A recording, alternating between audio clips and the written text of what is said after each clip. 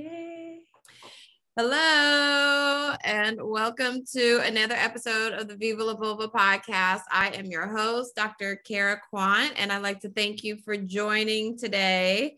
And I am accompanied by my guest host, Lily Wang from MedAmour. Hello, Lily. Hi, everyone and friends. Happy holidays. Happy holidays. We're all festive today. You have the tree in the background. I have some, red and kind of festive wear. So we are all festive right now in preparation for our discussion of the 12 days of not Christmas, but the 12 days of vaginal health. Yes, exactly. And so we are going to give some tips and things on how to keep our vaginas healthy and our vulvas healthy. If you're not a vulva owner, it's still good for you to listen to this because it is good for you to know what vulva owners go through and how to better keep their vaginas healthy. So thank you for joining today and let's get started. Yay. When you told me about this topic, Dr. Cara, I was so excited and I was laughing because this is definitely a topic I think we need to discuss. Vagina owners need to know what is good for their vulvas and vaginas and what is not, because the first thing that came to my mind was your vagina is not a pocket.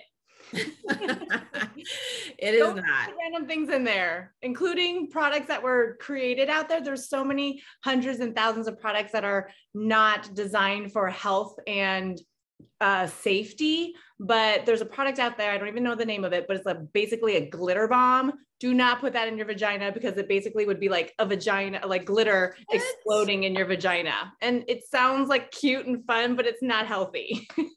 A glitter bomb for the vagina. Yeah, so that's my number one tip. Do not put glitter or anything that's not supposed to be in there into your vagina. I love that I love that. And that is crazy. Like it had to be, I feel like a non-vulva owner that made that product because what?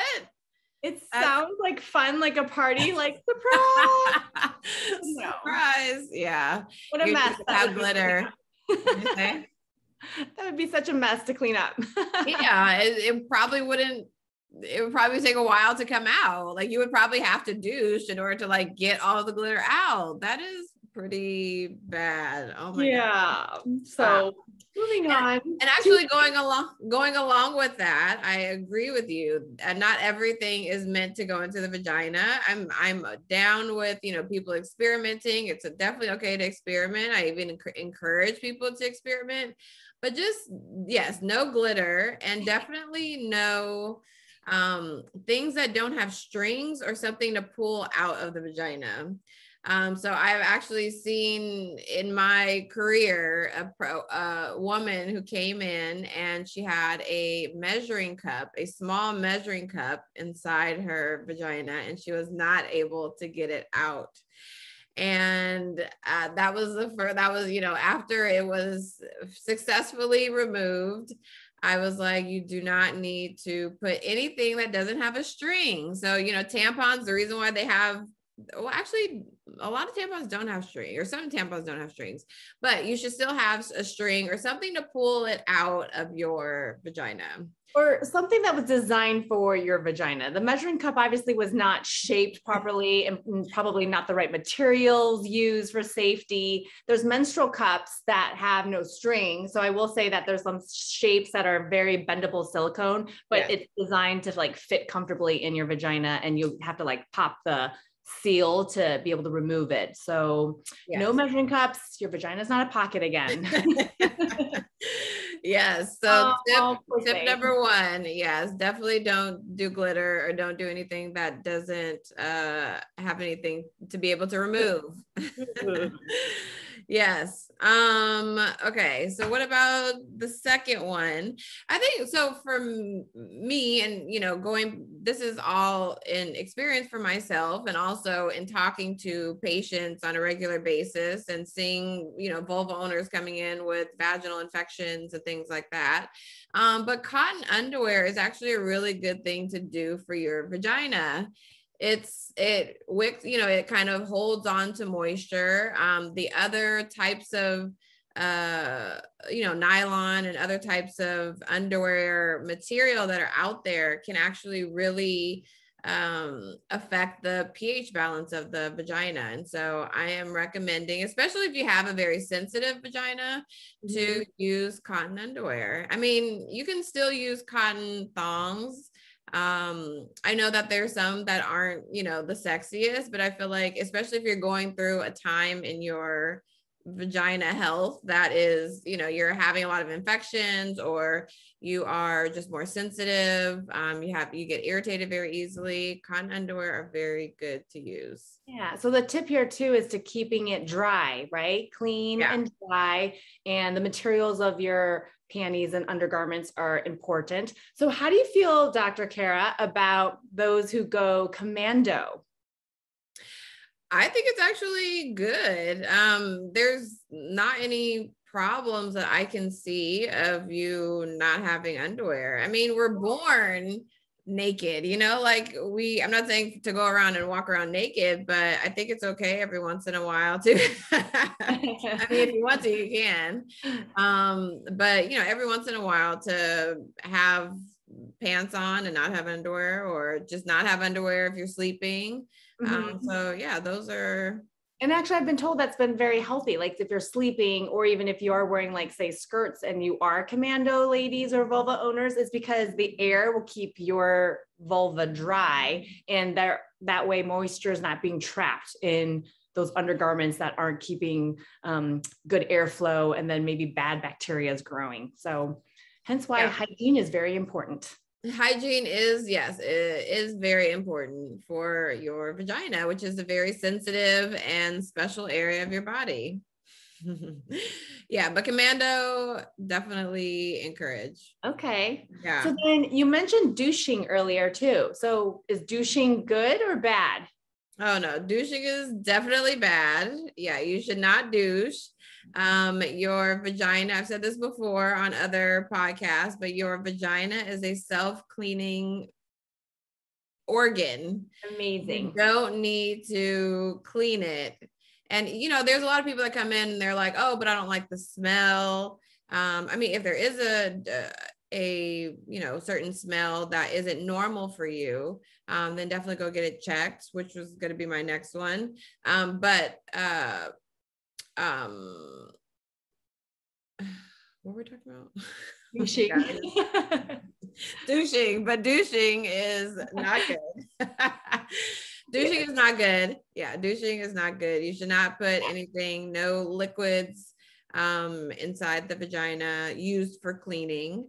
Lubricants are okay, you know, vaginal moisturizers are okay, but not specifically used to clean the vagina. That's sad that there's hundreds or thousands of products out there that's created for harm, and they sell it as a good thing, like this douching product to clean your vagina, but then it's really not even an existing product that it does not need to be in a product that needs to exist at all. It's just counterintuitive. It's doing more harm for you. So then you have to buy other products to fix from your douching. So vulva owners, don't douche, because the ingredients in there aren't always healthy for your vagina. Like Dr. Cara said, it's a self-cleaning organ. And there's other products that we can kind of get into about making sure that you have clean ingredients and lubricants to use. Yeah. Yeah. No, I agree. Yes, don't douche. Don't douche at all. The other thing I was going to say is douching. So the other reason, the medical reason why douching is bad, is also because it takes out the bacteria that's in the vagina. So there's good and bad, or there's lots of bacteria that are good throughout our whole body, including our vaginas, and actually keep or maintain the pH balance. And so the douching removes that bacteria and causes a pH imbalance, which can lead to other infections like bacterial vaginosis and things like that. So that is the medical reason why douching is not good. That's right. There's healthy bacteria and your flora. Yes. Yeah. So we had The first one, which was it's the vagina is not a pocket. Don't just put anything in it. The second one is, wearing cotton underwear, which is good. And then third is no douching, because douching is not good for your vagina. Yes. Right. Okay, so I would say the next one, and I was kind of leading into it, but the fourth one I would say is if you are having an abnormal odor, then go get it checked out. Like, it's that easy. Just go get it checked out. I know a lot of people will try to self-treat, they'll go and buy Monistat if they feel it's a yeast infection, or they'll, go and use like boric acid suppositories when they feel like it's a BV infection. And some of those can help. But I would say if you are not finding any improvement in your symptoms, then definitely go get it checked out, because it's very easy. We can swab really quickly and see what's going on. It's important. Yes. Getting your annual checkups, and even more so if your vagina is giving you an odor and it's a sign to say, hey, something's not right. Help. Yes, listen to your body. Listen to your body. Your body is what a recommendation that I give to patients all the time. Just listen to your body. And I think sometimes we're not so in tune with our bodies, and sometimes we ignore or deny or just don't listen to it. So, but it is important to do so. Yeah. Telling you something. And I wanted to point out my vagina or vulva cup. Love it. In our discussion about vaginal health. They're different.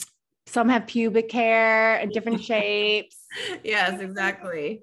Our warm Cheers. Cheers. Happy holidays.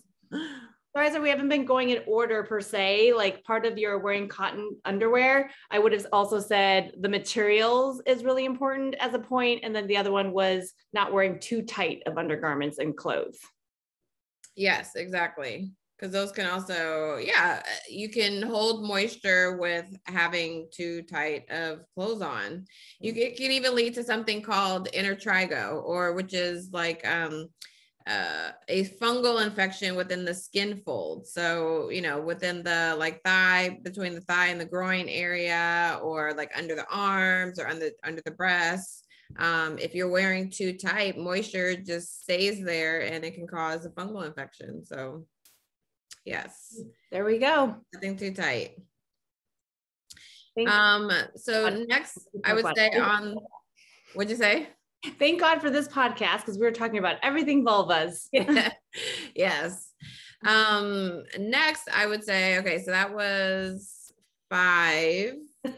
So 6, our 6th tip is be aware of the ingredients that you're using in and around your vulva. So the products that you're using, look at those ingredients. And I say specifically, do not use glycerin. Glycerin is actually in a lot of different products, including lubricants. Ones that glycerin is in a lot of different products, including lubricants. So I would make sure that you are looking at those products and making sure that glycerin is not going inside the vagina. And the reason why is because glycerin breaks down into sugar in the vagina and can cause you to have a yeast infection, because bacteria and fungus love sugar. And so that's actually the reason why diabetics have a lot of yeast infections, is because if they're uncontrolled, the sugar actually spills into their urine, they pee it out, and that urine kind of stays in the area where the sugar is. And it actually can cause people to have yeast infections. Wow. Diabetics. Yeah. And it could be found in so many things, not even just like facial cosmetic products, but in soaps for sure. So you want to use a gentle, mild soap just for your body, and probably very far away from your vulva, to be actually honest. And then we could discuss lubricants, and then the ingredients are always just very important. Yeah. Yeah.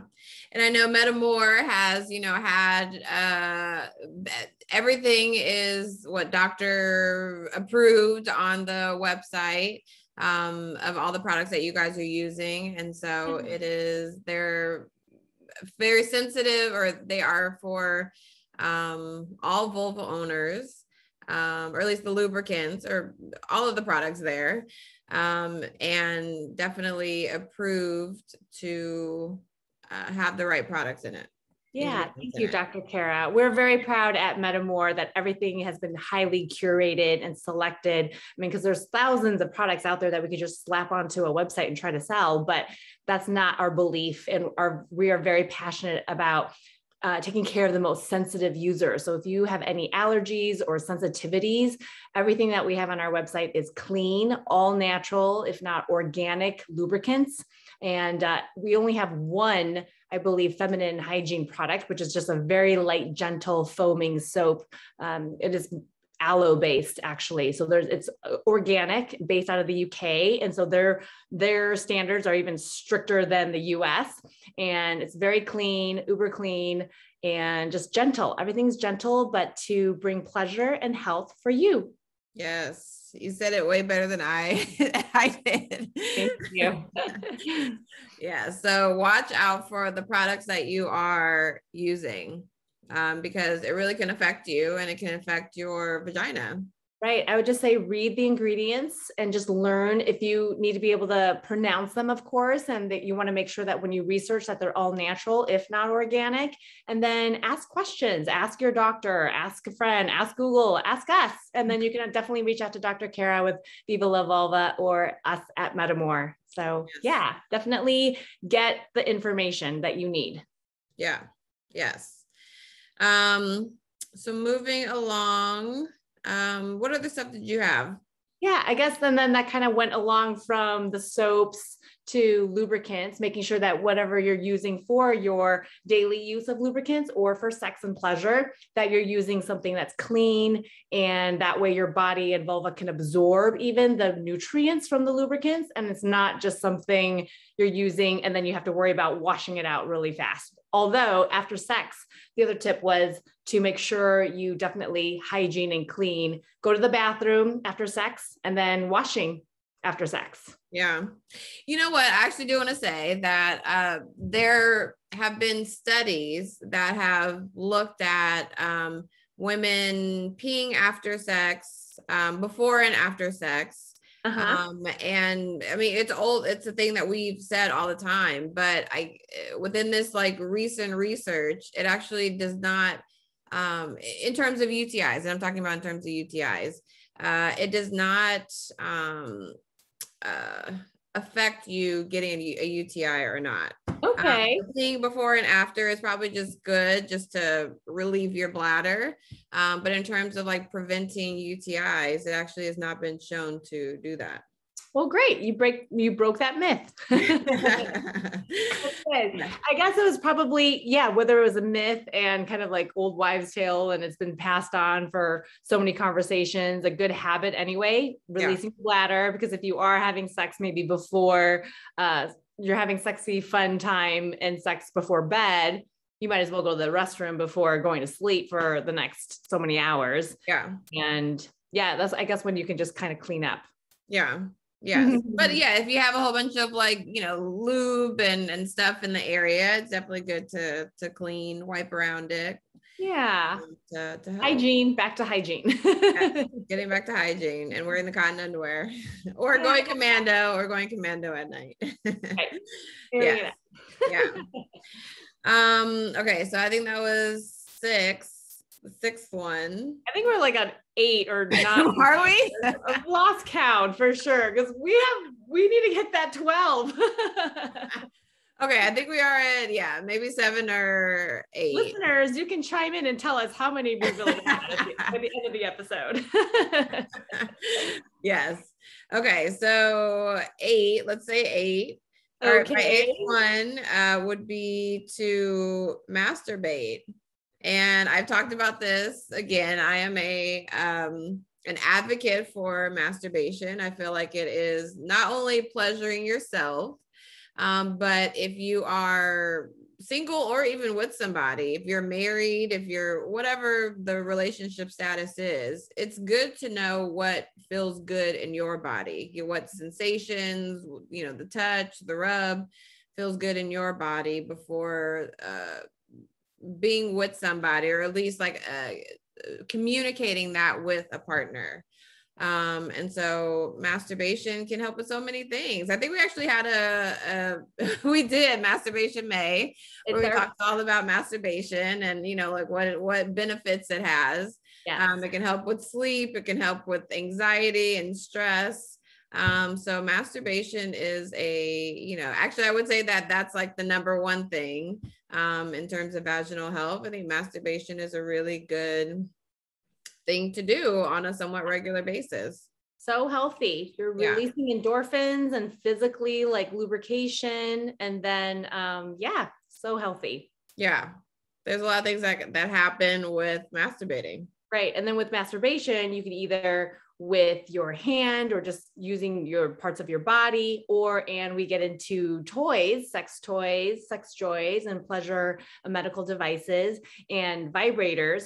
And where I was going to go with this was with the sex toys and vibrators, you want to make sure that you're using high quality products. If you're inserting them into your vagina and vulva, that they're of safe materials. So there's a lot of materials out there that you should not be sticking into your body thinking that it's a toy. So there are products that are designed just for your vulva and vagina, and you want to make sure that you're using medical grade silicone or glass or something that is a very safe plastic. So just read again, back to reading all those details. Yeah. What would you say are the more popular sex toy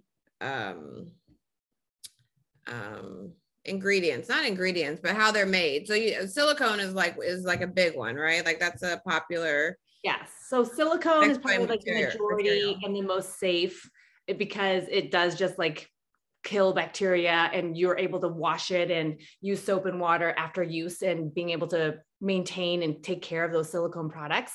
Then it does kind of get into fishy waters. You might see like BPA plastic or BPA free. So whatever you're using, I would not use BPA plastic just because that does trap bacteria after bodily fluids getting all into it. And then depending on the motors, if it's battery operated, maybe you can't submerge it underwater to get it really clean. I also recommend using like a UV light to clean and kill those bacteria and germs of your products. But we also have like toy cleaners, but warm soap and water is always the best go-to after a use of silicone toy. But glass is very safe. So there's definitely like hand blown glass pieces, and it's like no bacteria can get trapped in glass. Yeah. And then there are some very safe wood pieces, but stainless steel is also a great one too. Stainless steel. That sounds so scary. It sounds like it does, but you just have to like see how it's been hand polished, handmade stainless steel. So there's no pores, it's non-porous, and being able to wash it with warm water and soap is really safe and great. And the stainless steel, they're popular because for the weight of it. I'm doing this because like for the weight, so people love that heavy feel. So being able to like hit their G spots. That's another episode. That's another, the G-spot episode. Yeah. So silicone, there's so many ranges of high quality silicones, but medical grade silicone, there's FDA approved silicone, food grade silicone, but body safe silicone is all great to use. Okay. So yeah, definitely check out the material that is used to make your sex toys and other products. Okay, like that. So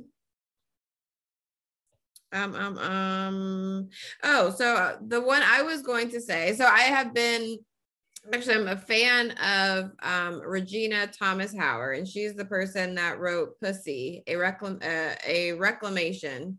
And it's such a good book, and I've definitely talked about it in the past. And one thing that she talks about in the book, I would say for anyone out there listening, definitely pick it up. It's on Audible. You can listen to it, read it. But I would definitely pick it up and go through it. But what she talks about is actually talking to your pussy. I love that idea. I thought that was really weird in the beginning. And I was like, what? Like talking, like why? But, saying good morning to her, saying good night. You could even put your hand on your vulva and kind of, and feel it. I mean, not in like a sexual way, but just, feel for any sensations that come up, for any ideas that pop up. So our pussies are very powerful. That's the reason why I, do Viva La Vulva, is because I know the power of the vulva, the power of the pussy. And talking to it can help with connecting more to her.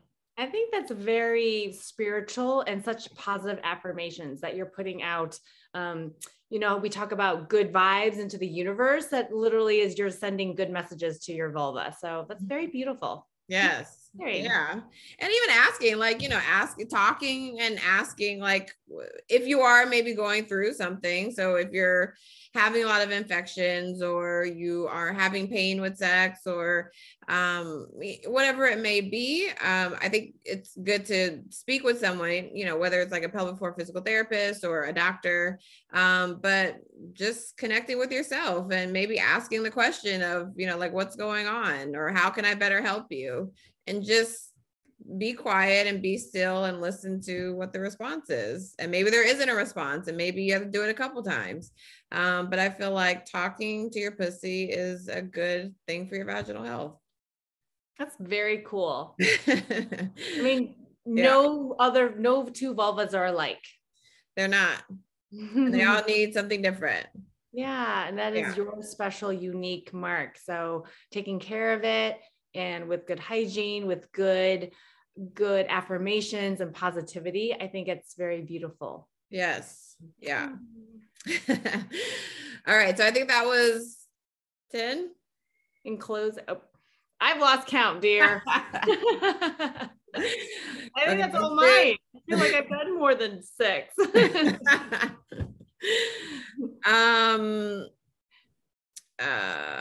Let's see. What else do I have? We're not even drinking cocktails. We're not even drinking cocktails. We like water and tea and coffee. I have a chai latte right now.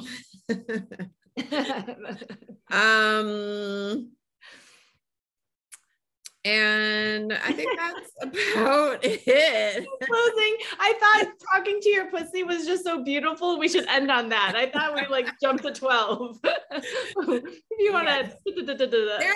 There was a lot of in between. There was a lot of in between ones that we did. Subcategories. Subcategories. Yeah. So I definitely think that everyone can get 12 out of this. This episode. I didn't know if you want to do a recap, but otherwise I feel like we did. Yeah. Listeners, you can list for us which the 12 are. And at the end, you know what? It is the holidays, Dr. Cara. I know we didn't discuss this, but I do want to do a giveaway for your listeners. So okay. We'll post the details. Okay, that sounds good. So yeah, if you can say all of the 12, that's a good one. We have, and then you can get a prize. You can get giveaway prize. It might be this. Okay, I like that. The details will be on our Instagrams and in the description to this episode. Sounds great. Well, yes. To you, Dr. Cara, and all of your listeners, I wish everyone a very healthy, happy, and positive vibes holiday. Thank you. Thank you. Thank you, Lily, for being on and giving some tips about how to improve our vaginal health. And I thank you out there, listeners, for listening. And if you enjoy this podcast, let friends and family know. and spread the word about how to keep our vaginas healthy. So again, this is Dr. Cara Quant, and I do actually want to have, I've been like thinking about like, what is the tagline, you know, like, what can I say? And pleasure is your birthright is like a thing that I feel is so, it just encompasses so much. So I'm just going to leave you with that. Pleasure is your birthright, and you have like that's it. Pleasure is your birthright. So thank you for listening. Thank you, Lily, for being on, and we will talk to you soon. Bye.